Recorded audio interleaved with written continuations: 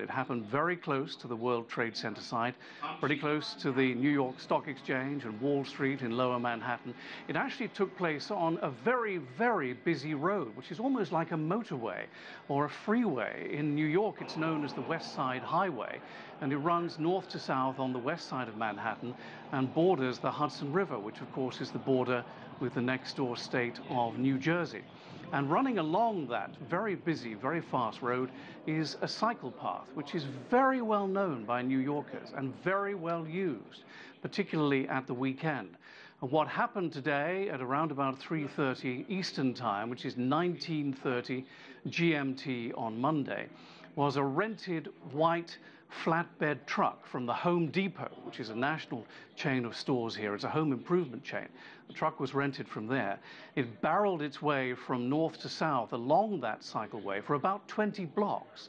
In the end, as we now know, killing 8 people and injuring at least 15, and I'm afraid that number is expected to rise.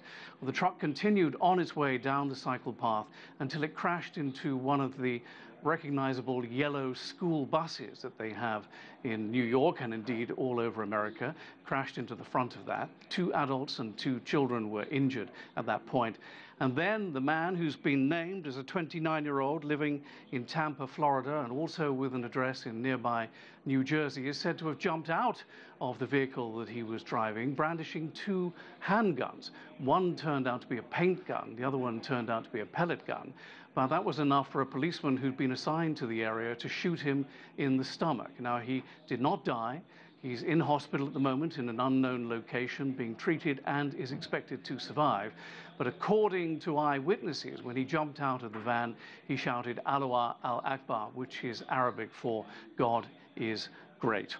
Now, Mayor de Blasio, who is the mayor of New York City, has called this a cowardly act of terror. The governor of New York State, Andrew Cuomo, came to New York City and said that there was no evidence that this man was acting in concert with anybody else, that this most likely looked to be a lone wolf attack.